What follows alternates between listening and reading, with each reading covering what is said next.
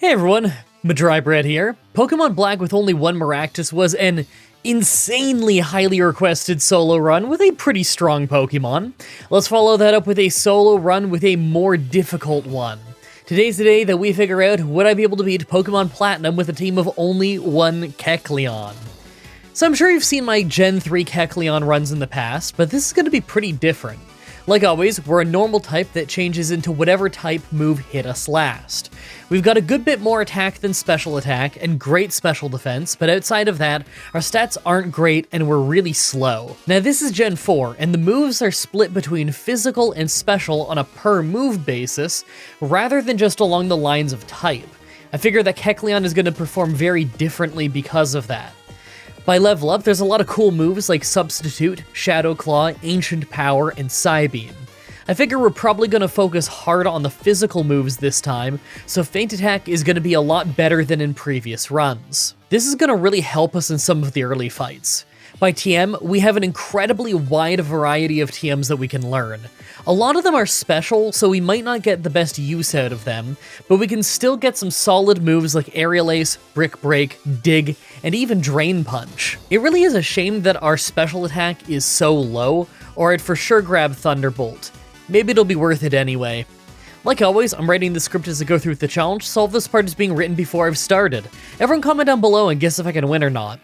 In the previous runs, I found that Kecleon is usually really good in the gyms, because many types resist their own type, but that our color change would end up being used against us once we're fighting trainers with a wide variety of Pokemon near the end of the game. This could be really hard right at the end. Let's explain the rules. In combat, I can only use Kecleon. I'll need another Pokemon to use HM, so I won't be allowed to use any of those other Pokemon in battle. No glitches or exploits, no items in battle, only Pokeballs, held items, and items outside of combat are allowed. Also, if you enjoyed this video, be sure to like, subscribe, and ring the bell for more. Let's do this. So right off the bat, I used the Universal Pokemon Randomizer to replace Turtwig with Kecleon so that we can do the whole run with it. I picked to replace Turtwig so that our rival would have Monferno, probably the hardest for us to fight. I name him Hardy, like the last couple times. Our nature is Adamant for more attack and less special attack. Hey, that's the nature that I wanted on the first try. That's pretty lucky, because rerolling natures at the start of Platinum is actually really slow. So right at the start, travel is easy thanks to us being a high stats Pokemon compared to a lot of the early route stuff. Plus, we get Feint Attack at level 7, so it really doesn't take long before we have some type variety. I figure some of the early fights are probably going to be pretty easy unless our low speed causes issues that I just don't see coming. Actually, with that said, I made sure to pick up Quick Claw early on in the run. A chance to go first, even when we're slower, might make our color changes a little bit less predictable, but in most cases, I think it'll still be worth it. Let's go get to our rival in the Rock Gym real quick. I figure they're both going to be reasonably easy. So the rival was crazy easy to take out just with scratches, but in fairness, we had quite the level lead. I figure the Rock Gym won't be too bad either. Maybe Cranidos at the end could be rough if he's faster and we flinch a lot, but I think that Feint Attack will probably do a pretty good job. Next is the Rock Gym, and this was harder than I expected. Right away, Geodude wasn't taking a ton of damage, and although his rock throws weren't exactly destroying us, the damage was building up quickly. Thanks to his potion, he held on longer, but we still did take him out with most of our health left. Second is Onix, who's actually faster than us. It was even slower to take down, but it was also doing very little damage with Rock Throw, so it wasn't too bad. This is your weekly reminder, by the way, that Onix has the same base attack as a Pidgey. It is crazy how weak Onix is. Last is Cranidos, and I think I was only faster on some attacks due to the Quick Claw. We did get hit by Headbutt, and that hurt us a lot. If we had flinched, we would have lost for sure, but thankfully, we didn't flinch, so we did take him out. That was a win, but if we got slightly less lucky or were just a couple levels lower, then we could have fainted for sure. That was close, but I think things are going to quickly get harder. We have Commander Mars, the Grass Gym, and Commander Jupiter. Now, Mars is sometimes an issue because her Zubat has Toxic. If we don't get hit by it, then I think we'll be fine, but if we do, then we'll just lose. I figure Psybeam might take out Zubat, but then again, we don't really have a good special attack nature, so Scratch might still be the right move. I don't think the Grass Gym should be too hard, since we'll probably become Grass type early on and thus resist a lot of their moves, but we could end up getting paralyzed and that would really make things difficult. Then we have Jupiter, and I just have no idea how that's gonna go. I guess it really depends on what level we are when we get there. At least after that we could get the TM for Brick Break to get a stronger move, but our type coverage still isn't gonna be great.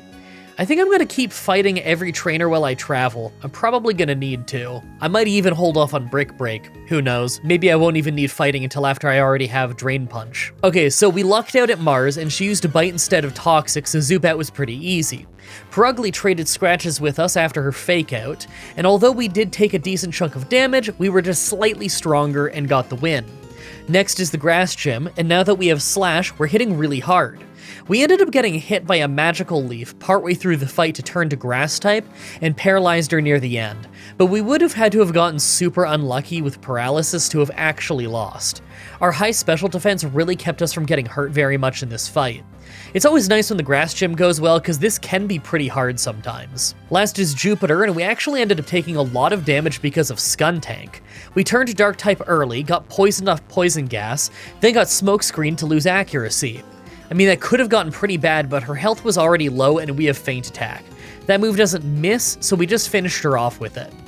I have to say, I'm pretty worried about how the run is gonna go. We've been hardly getting past some of these fights. Yeah, the Ghost Gym should be easy with Feint Attack, and the rival might not be too bad after that, but then we have the Fighting Gym. We're normal type, and we don't change until we get hit, so you know that they're gonna have one guaranteed super effective hit on us before we can switch to being Fighting type. I think I might actually want to just go past Veilstone and pick up the TM for Aerial Ace to help us with the fight, but I'll at least try the gym first and just see how it goes. Who knows, maybe it won't be as bad as I think. Once we win though, we can get the TM for Drain Punch, and I'll probably want to learn that reasonably early. It's just a really solid move. Not many power points, not very strong, but it's a physical move that heals you, so it's hard to pass up. I feel like I've undervalued this move in the past. It's really good. Alright, so the Ghost Gym was just an easy sweep like I expected. I kind of figured that Miss Magius might have been able to survive a hit, but it was just a one-shot no problem. I'm worried about our rival using Endeavor though. I'll need to be careful in this next fight. Alright, I instantly knew this was going to be a bad one. We were slower, so he opened with Double Team. Then our Slash did huge damage, so we got hit by Endeavor to bring our health to almost nothing, as we missed. We didn't feint to Wing Attack, but it brought us to 3 health, so obviously, we knocked him out, and then Buizel just hit Quick Attack. This is a rough one. If we're slower, then we can't get around Endeavor, and we're not very close to getting a one-shot. Let's try the fight a few times. We just need Quick Claw to kick in on round 2, then this won't be so bad. Okay, 4 tries later, and this time we ended up doing less damage, so Staravia just uses Wing Attack twice instead of Endeavor. So we ended up getting through with decent health. Problem is, Staravia has Intimidate, so our attack is down. Because of that, Buizel survives a hit, so we got hit by Water Gun and Quick Attack before we can take him out. Monferno is next, and he's really rough, hitting Mach Punch while we're normal type, then Flame Wheel right after. I left him with a Sliver and tried Shadow Sneak to get the speed advantage, but he has Mach Punch, so he just hits us first anyway, leaving us with only 6 health. Last is Roselia, and we did huge damage, but Mega Drain finished us off. We were so close to winning.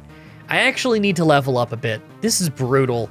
I would have used Psybeam, but our attack is so much higher than our special attack that I think Psybeam would be weaker anyway. I guess it's kind of hard to say. So I went and I leveled up a few times and everything was totally different.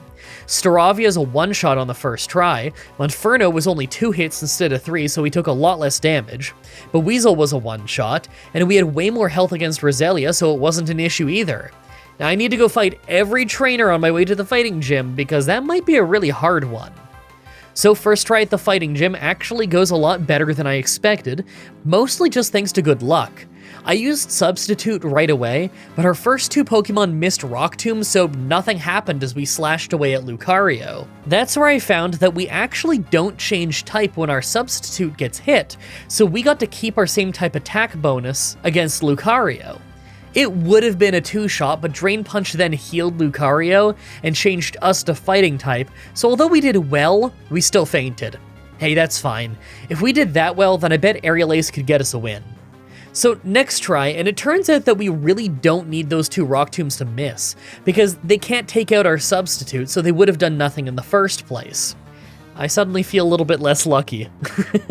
Well anyway, Aerial Ace is doing about the same damage as Slash, so we don't have to worry about the changing of type now. This time I used Substitute again after ours dropped, and we got hit by a second Drain Punch. Thanks to that, we didn't have to worry about getting hit enough to actually faint. Our Substitute is able to survive a Force Palm, and although we didn't need our Quick Claw to kick in, it did near the end to get the win. Man, sometimes I forget how much of a lifesaver Substitute can be. We can't always use it in solo runs since our moveset is often so limited. Usually we need all 4 of those slots for other things, but it is really nice once in a while when I do get to use it. And Substitute seems like such a perfect thing to have on a Kecleon. Alright, so we have to go to the Rival, Water Gym, and Cyrus fights now. A Rival could be a problem with Endeavor, but I might just give Substitute a try and see if that helps us at all. I don't really know how Substitute is going to interact with Endeavor. Then there's the Water Gym, and they've got Intimidate, just like our Rival, so I don't think that's going to be easy. I think we can win, but only if we're faster, since I know flinching could be an issue. Last is Cyrus, and I don't really think he'll be too bad yet, but by the next time, he might be. Then there's another Rival fight in the Steel Gym. I think both of those are going to be rough. I might even need to learn Drain Punch to win at that Steel Gym. I just really don't know what to get rid of. I don't want to ditch any of the moves I have yet. Maybe it'll be less of a problem by the time I get there, but we need Slash for high damage in general, we need Feint Attack to take out ghosts easily, and I really don't want to ditch Aerial Ace considering we're weak to fighting types. I'm gonna have to make some hard decisions by the time I get there, but I get the feeling that Feint Attack is the one that I'm gonna have to get rid of. So our rival fight ended up being super easy. We just used Substitute at the start, then one-shot Staravia as it was using Double Team, and it seems like the enemy AI is just worse when we have a Substitute up. Like, Monferno can one-shot our Substitute with Flame Wheel, but instead of just doing that right away, he failed a Leer that he really didn't need to do. The rest of the team was a cakewalk, but I could see our next rival fight being hard. Speaking of, I think that we might just lose the upcoming Water Gym things to Intimidate, but I guess we'll see. So at the Water Gym, we're slower than Water Onyx, so I knew that things were going to be rough right away. Substitute helped us a little bit, but we weren't really hitting all that hard with slashes. He would have been a 4-shot, but thanks to healing back up, we couldn't take him out. I'm thinking I'll have to just start leveling bit by bit. Either we need to become faster, or we need him to be a 3-shot so that we can bypass him deciding to heal. Then we might stand a chance. So I grinded up an entire 5 levels, and although we're not faster than Water Onyx, we do get that 3-shot we're looking for. We lost more than half of our health in the process, but it's still progress. The problem is we're slower than Floatzel also, and we really aren't hitting hard. We ended up fainting pretty easily. It's not even his last Pokemon, so this really might take a while. I figure that if I can at least get faster than Water Onyx, then it won't matter as much if we're still slower than Floatzel. So I took it all the way to level 58, and that's when we became faster than Water Onyx, but we could finally take him out pretty quickly as a result. I learned from a few failed tries that the best thing to do is to tank the first waterfall, use Substitute before the second one, then finish him off. That way Floatzel comes out, and we can take even more hits without taking as much damage. We lost the first try here thanks to Crunch dropping our defense, but this time we were able to take him out pretty easily. Last is Quagsire, and right away I lost most of the rest of my health to making a Substitute, as he was spamming weak Rock Tombs. I kept slashing, and it was gearing up to be a 3-shot when he used a Hyper Potion to fully heal. I thought we were going to lose thanks to that, but his Rock Tombs were actually so weak that our Substitute didn't break until he was already in red health. If we had been just slightly weaker, then he would have taken us out for sure. After that is Cyrus, but he was pretty easy. He kind of always is at this first fight. He's just got a really frail team. We hardly took any damage, and his only Pokemon that was faster than us was Murkrow, so we were never really in danger. I could see him being difficult later, though. The rival fight right after was crazy. So Staraptor is just spamming Double Team, so I used Substitute, then kept attacking with Feint Attack when he randomly switches to Monferno. I kinda wish that I was using Aerial Ace. It doesn't matter, though. We hit Aerial Ace right after to take him out. Heracross is next, and he outspeeds us to take out our substitute, but of course we can one-shot him. A Staraptor came out, we started a new substitute, and then took him out, and he sent in Floatzel, who we couldn't one-shot, but his Aqua Jet really didn't do anything to us, so we finished him off. Last is Roserade, but we of course just took him out in one hit. I have to say, these substitutes really save us, especially when we're slower and we need to do whatever we can to keep from getting seriously hurt. I think it's time I ditch Feint Attack for Drain Punch. We just need a good fighting move, or there's no way that we can beat the Steel Gym. So the Steel Gym wasn't exactly hard, but the Bastiodon at the end took an incredibly long time to take out. Power points for Drain Punch are extremely limited, and between his defense buffs and his insane starting defense, we were doing almost no damage outside of with Drain Punch itself. I don't really think that we were ever in any real danger of fainting, but we had a super long chip fight before we finally had him in range to take him out. I tried to stay strategic with my use of Drain Punch so that I could heal off of it instead of just spamming it, and I think that that paid off in the end. So we have most of the final battles before the Elite Four coming up. The Ice Gym, Cyrus, the double battle in the mountain, Cyrus again, and then the Electric Gym. I figure the Ice Gym won't be hard thanks to all the super effective moves, unless Frostlass is brutal with Blizzard. And the first Cyrus fight shouldn't be too bad either, but the second one might be. I could even see the double battle being pretty annoying between our useless partner and us not being that hard of a hitter, but we don't usually lose that one, so I'm not too worried. Really, it's the final Cyrus fight that I'm worried about. Even the Electric Gym after that might not be too bad as long as Substitute can keep us from getting paralyzed. I'm actually considering getting a Silk Scarf for some of these fights if we need to do more damage, but I think the Quick Claw is overall more useful because we are pretty slow. It's hard to say right now, but it's something that I'm going to keep in mind if I get really stuck. Alright, so first is the Ice Gym. She opens with Sneasel and it wasn't doing much, so we just did Substitute right away, then healed up off of our Drain Punch. Second is Abomasnow, and Hail does direct damage to us, so we're gonna get hurt even with Substitute. But the Woodhammer one-shots our Substitute anyway. Aerial Ace is doing awesome damage though, and she used a Hyper Potion to heal, so we just got the two-shot after that. We're in good shape, but we don't have a Substitute anymore. Next is Frostlass, who opens with Double Team, and that's great because we can't miss with Aerial Ace anyway. Problem is, she hits Blizzard pretty early to do a good chunk of damage. Thankfully, we have a ton of special defense, so we held on, and our second Aerial Ace did exactly enough damage for a two-shot. Last is Piloswine, but it's just a one-shot with Drain Punch. That wasn't too bad.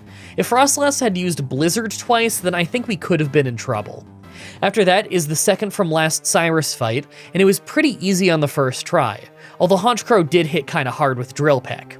This fight was easy, but I could see the Distortion World fight being a lot harder. Next is the double battle, and although it's a first try like usual, we actually had some really close calls in this fight. I decided to take out the Bronzer that uses Reflect first, with the intention of just taking out that whole side of the team, and leaving the Light Screen Bronzer for last since it doesn't do much damage to us anyway. But we ended up getting focused on pretty hard. We also weren't fighting many Pokemon that were good to use Drain Punch against, so we ended up losing way more health than I was expecting. Our rival was just a useless partner like usual, but at least his Munchlax fainted eventually, so he could send in more useful Pokemon. Not that he used them very well, but still, it's better than nothing. We won, of course, but we really easily could have lost this. Alright, time for the real Cyrus fight. Right away, I used Substitute against Houndoom, tanked a Flamethrower, he failed his Will-O-Wisp, and we Drain Punched for a very easy one-shot. Things are starting pretty well. Water Onix is next, and thanks to our Substitute being out, we didn't lose Attack to Intimidate, although he did take out our Substitute quickly. Our Slash did awesome damage, he full restored, we slashed again, then he hit a Giga Impact and we used Substitute. His Giga Impact really didn't do much damage though, so we just slashed him down. Next is Honchkrow though, and it crits us right away to take out our Substitute, but we Drain Punched it down pretty fast, so at least we're healthy. Weavile is second from last, and it flinched us with Fake Out, and it hit an Ice Punch after, but we Drain Punched for a one-shot. Last is Crobat, who crits us right away with Cross Poison before we use Substitute. We tank Air Slash, hit our own regular Slash, ended up critting to bring him to an absolute sliver, and of course he used a full restore. It's fine. We just crit another Slash, and this time, it's a one-shot on him. I mean, I'm sure I didn't need the crit. I could have just slashed, tanked a move with Substitute, then slashed again, but Hey, I'm not gonna complain about getting a crit. Finally, we're at the Electric Gym, and right away we get outsped and hit by an Iron Tail against Jolteon, but it hardly hurt us. We tank a Charge Beam with Substitute, we Drain Punch, his second Charge Beam knocks out our Substitute, then we nearly fully heal off another Drain Punch. Raichu is next, and we lucked out with Focus Blast missing, so we got a Substitute in. Then we got even more lucky as it missed again, so we got a big Drain Punch. He used a Hyper Potion, we hit Slash twice with the second time going first thanks to a Quick Claw, and we managed to beat it without getting paralyzed. Luxray is next, so we hit a huge critical slash just for him to use Fire Fang that was super effective thanks to us still being Steel type.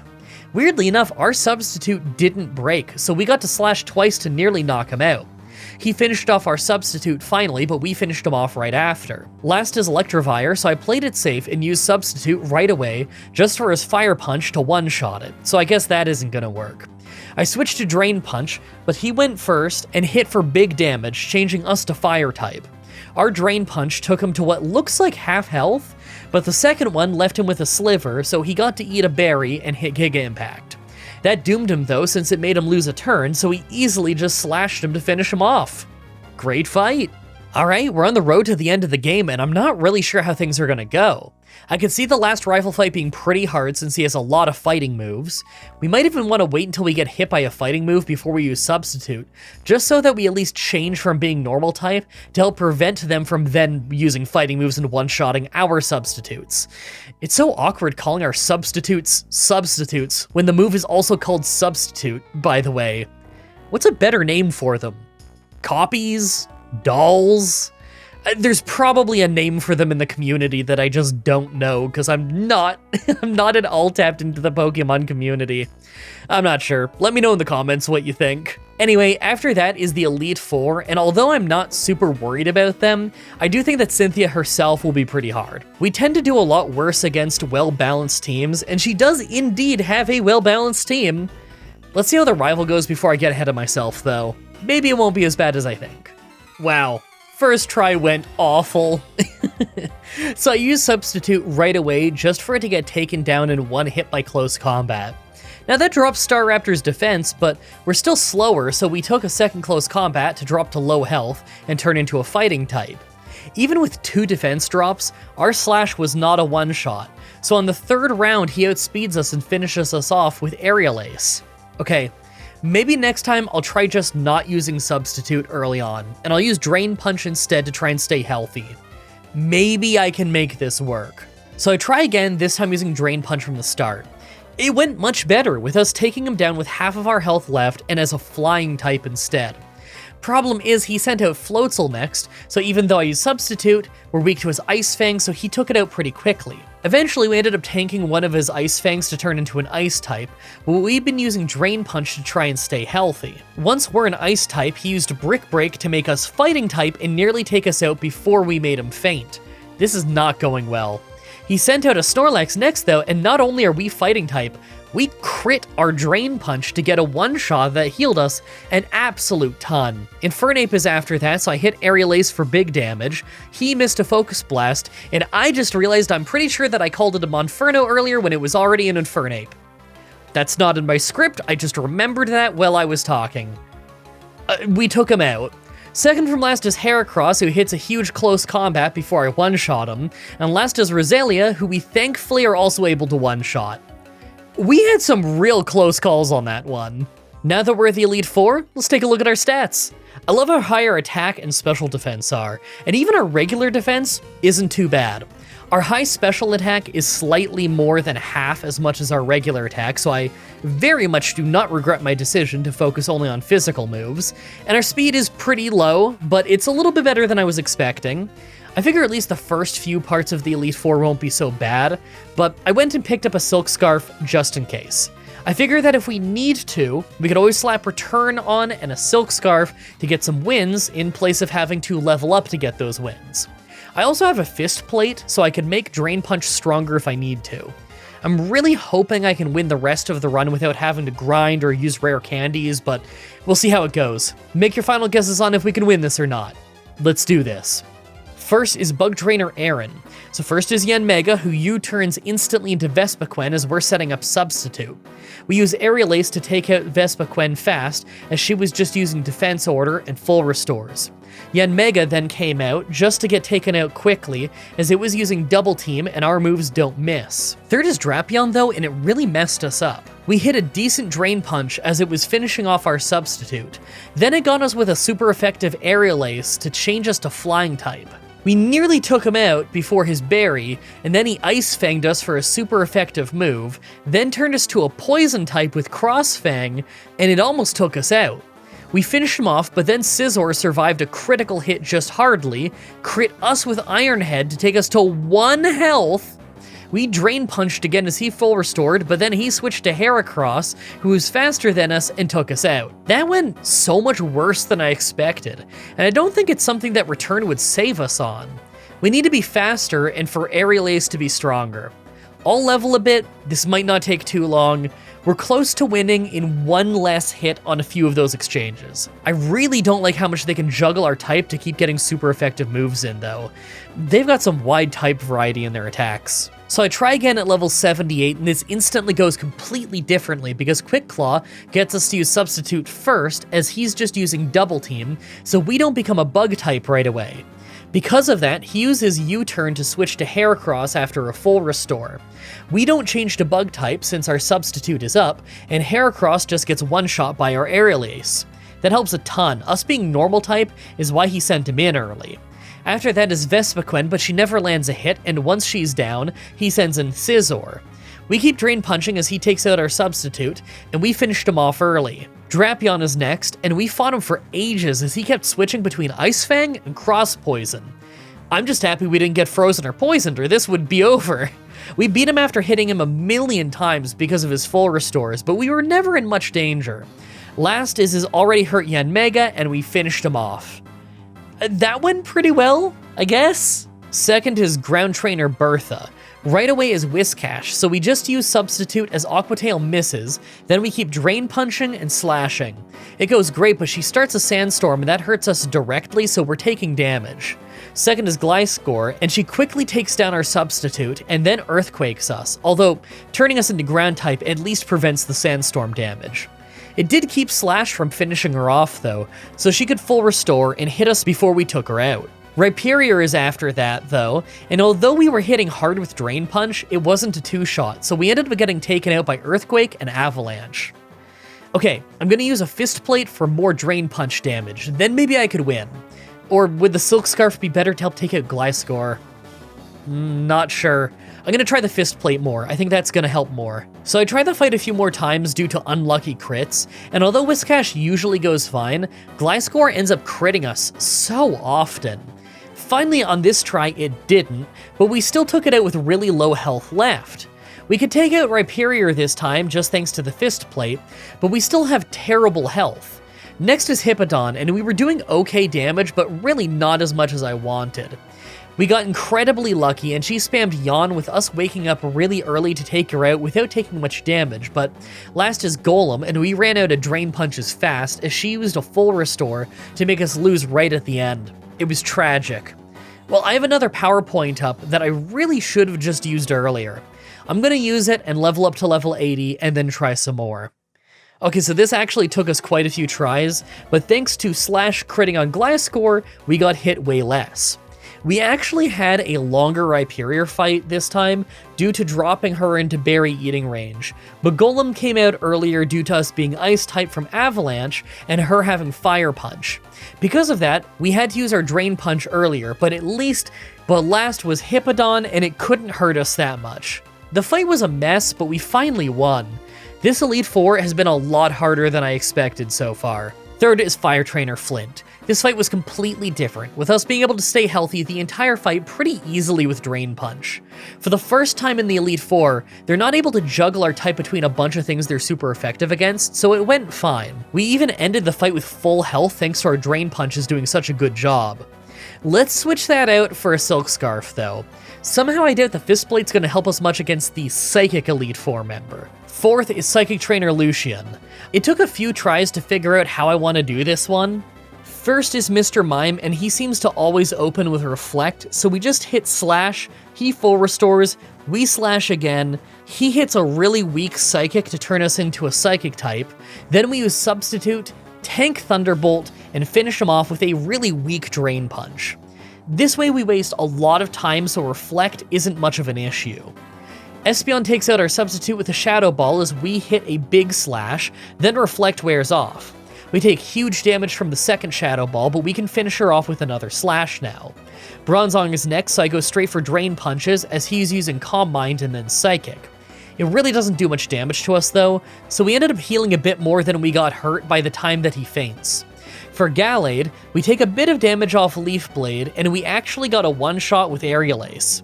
Last is Alakazam, and Psychic brings us to only 20 health as we get the one-shot with Slash. It's a win, but man, it was close. Finally, Pokemon Champion Cynthia. Right away, we use Substitute against Spiritomb, then take it out with a couple of Aerial Aces, although it was just due to sheer luck on the second one critting for an early knockout. We're in good shape at least. Second is Lucario, who hits Aura Sphere for great damage, but it turns us into a fighting type, so we can just one-shot him with Drain Punch to get most of our health back. Third is Togekiss, though, who can juggle our types to do massive damage. We weren't doing a ton of damage in return, and although we were able to take him out eventually, we ended the fight with very low health, and we only got the win thanks to Slash critting. Roserade was after that, though, and she actually was faster and took us out. Okay, if she's faster than us, then we are really too weak for this. We only got this far with some lucky crits, and that Silk Scarf really did not help us. I'm gonna top up to level 85 and switch to a Fist Plate. So I tried a few more times, and things went basically the same, except now she's sending out Garchomp after Lucario. Yeah, she crit us this time with Dragon Rush to take us out, but considering it turns us into a Dragon type, and Dragon is strong against Dragon, we obviously would have lost even if it wasn't a crit. This is another point where a Silk Scarf and Return wouldn't help us at all, so I think I have to keep leveling up. I guess I'll keep trying at level 90. Okay, so I tried the fight a few more times, but we have a new problem. Now, every single time we get to Togekiss, it turns us into Flying type and then Electric type. That's a problem because that means she sends out Garchomp to outspeed us and take us out in one Earthquake very easily. It's crazy how sometimes leveling up so we take less hits can actually make the fight harder because of whatever type we end up being when we make stuff faint. In fairness, have we ever had a Kecleon run where the Pokemon Champion wasn't a complete disaster for this exact reason? To be honest, this is part of why I love Kecleon runs. The endgame fights are really fascinating and complicated and takes forever for me to recap. Sorry if this video is a bit long. Level 95 and now Spiritomb is a two-shot. We can also easily take out Togekiss an entire hit early. Because of that, we never turn into an electric type and she sends in Melodic instead. It's actually really easy to take out just by using Substitute and 2 slashes. We lost some health to making the Substitute in the first place, but we got our knockout and never turned into an ice type. Maybe I should have just healed off Drain Punch instead though. After that is Garchomp, and it was just spamming Dragon Rush. We came super close to actually getting it to faint, but because Dragon is good against Dragon, it quickly starts doing a ton of damage. We were so incredibly close to a two-shot that I really think we can win this at level 100. So I try a couple more times at level 100, and this time things go mostly the same, other than our Substitute staying against Garchomp because a critical slash one-shot Melodic before she could take it out. I thought that would give us the extra round against Garchomp that we needed to win, but it turns out we didn't need that Substitute because we had this insane luck where Dragon Rush missed 3 times in a row.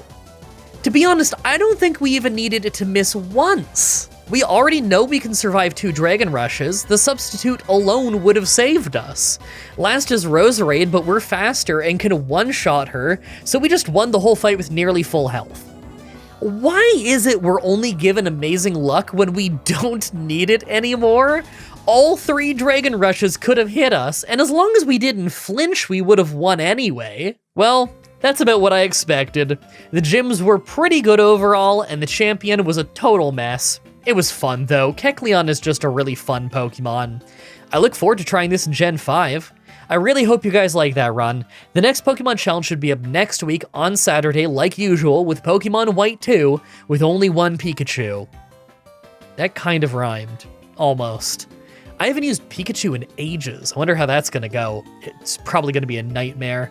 As always, I'm looking forward to your suggestions in the comments in the challenge request section of my Discord channel and on Twitter. Subscribe, ring the bell, stay tuned.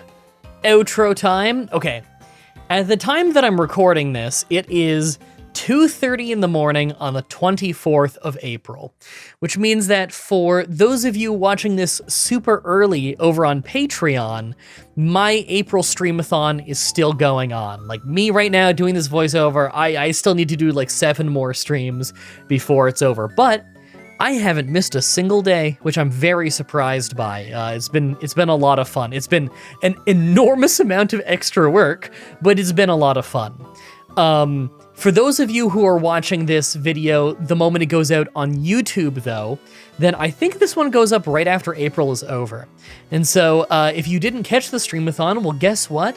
All of those videos are up on the channel right now. Most of them are not public yet, but you can just watch them early. They always go up early in the playlist section. So even when they're unlisted, you can watch them early. You can binge them if you want to. I just don't want to spam your feed by making them all go public the moment they're up, you know? So I've done a whole bunch of games. They're all in their own playlists, but there's also the 2025 April Streamathon playlist for if you just, I don't know, want to put something on while you're sleeping or put something on while you're doing chores and you just need a bunch of background noise because, man, last time I counted was like, I don't know, 5 or 6 days ago, and there was already over 50 hours of video in that playlist. Surely it's going to be a lot more before it's over. You're probably looking at like 70 to 80 hours of video in that playlist if you want to watch it. And of course, they're all in their own playlists as well. The games that I've done this month are Pokerogue. Everybody loves watching me do Pokerogue. I love Pokerogue. I feel like playing Pokerogue makes me a better Pokemon player, you know? It makes me learn how the moves work nowadays and everything. Super fun. I've been playing Stardew Valley multiplayer with my friend Leela. That's been a great time. Always is. And of course, that series is going to keep going and everything. All of these are. Wrestling Empire, more newbie Nate or skater Nate. I've had so many people tell me that they don't watch wrestling, they don't know anything about wrestling, but not only do they like the game so much that they love the playthrough, a lot of them buy the game because it's just crazy, goofy fun. I started a playthrough of probably the most celebrated wrestling game of all time, an old N64 game called WWF No Mercy, and I have the No Mercy Plus mod, which fills out the roster, putting in all the rest of the people that were on the roster at the time in the year 2000 in the WWF. That didn't make it into the game. It also adds in tons of custom animations and adds in the whole Game Boy Color career mode that was planned for the game. It's in the code for the game, but it was never accessible in the game. It's a crazy fun time. At the time that I'm talking right now, I still need to stream it like 2 more times before I beat it, but by the time this goes up on YouTube, yeah, I'll have beaten the whole game. So there you go. It's a full career mode, entire playthrough done across, I don't know, I think it'll be like 7 streams total or something. I've been doing more Harvest Moon: A Wonderful Life on the GameCube. I adore that game, and I hadn't played it in quite a while because I was playing it a lot in like September, November, around then I think, October. But then I got really, really busy because I always get really, really busy. I picked up the RimWorld playthrough again. I've been having a ton of fun with RimWorld. I always have a ton of fun with RimWorld. And in fact, there's also a mod for RimWorld now that adds in every single Pokemon from Gen 1 to 4. That might be fun for like a little side series kind of thing. I've been doing Supermarket Together, our store called Big Prices Small Men, which is the funniest name ever. It's just whatever friends are free will jump in. It's like a free game on Steam. It's really fun. And we just goof off, hang out with the chat, and run a supermarket together. And lastly, me and my friend Liana, Utopia Pills on Twitch, we've been playing a lot of Schedule 1. That game is super fun. Every time we sit down to play that game, we end up streaming for like 8.5 hours.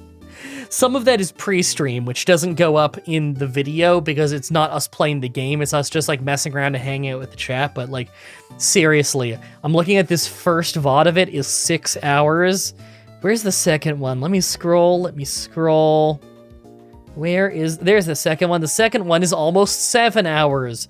Wow. Yeah, time just kind of melts by when we're playing that game. It's a fun time. Anyway, thank you everybody so much who supported me during the whole streamathon, or who still is, if you're watching this on Patreon, because the streamathon's not over when I'm doing the voiceover. I've been having a really fun time doing it, and although I obviously can't continue to stream every single day, it's kind of absorbed my whole life. Honestly, it would be getting in the way of me getting my daily steps and fitness in, if not for how I rolled my ankle really, really bad on April 1st. That's not an April Fool's joke. I rolled my ankle really bad at like 3 or 4 in the morning. I just stepped wrong, and it's been like horribly swollen and stuff, and it's gotten better bit by bit. I don't have like a bruised up zombie foot anymore, but you know, it's pretty sore. Even right now I'm standing up and doing this voiceover, and I had to put on compression socks halfway through just to get the swelling to die down. It's been rough. So yeah, I can't keep streaming every day. It is way too much work on top of everything I'm already doing. It makes it impossible to keep up with stuff. But it has been really fun, and I do want to stream more often like I used to. So I do think that I'm going to be streaming significantly more often than I have been the last several years. I don't know, couple times a week? 3 times a week? I don't know. We'll see what's possible. And I'll play it by ear. As always, I let you guys know when I go live on Twitter, on Discord. Over on the Discord, link in the description, there is a role you can opt into where you'll get pinged when I stream, so it's completely optional if you get that ping. My Steam group, you can join my Steam group, and I send out an event with a clickable link to the stream whenever I go live. And I usually put up a little video that just says, hey, I'm streaming, with a clickable link in the description. On YouTube whenever I go live. So I try and make it really easy to know when I go live on Twitch. And I do stream on YouTube once in a blue moon, but I prefer doing most of my streams on Twitch. I like to not keep all my eggs in one basket, you know? But it's been a really fun time, and I really appreciate all the support you've given me, and it's been very heartwarming how many of you have come in and say, hey, long-time watcher, never seen you stream, or hey, I've watched the Pokemon challenges for years, and then they come hang out and we all have a good time and we talk and stuff, because I'm very vocal with the chat on my streams. I'm the kind of streamer who's not absolutely massive. I don't have like chat rooms that are absolutely exploding with emotes and everything and whatever where I can't keep up with the chat. No, I can keep up with my chat. My chat room is between like 30 and 100 people depending on what I'm streaming. I can read the whole chat. It's not hard. We have back and forth conversations. I remember people's usernames. It's a fun time, you know? A lot of people call their audience their community. No, we actually have like a little bit of community thing going where like we remember each other's names and things about each other and we talk and stuff. It's fun. It's a fun time. But I want to try and get this edited. It is 2:30 in the morning, and I want to see if I can power through most of this edit tonight. The sooner I get it edited, the sooner I can get it up on Patreon so that you guys can watch it early. Thank you everybody so much for watching, and until next time, have a nice day.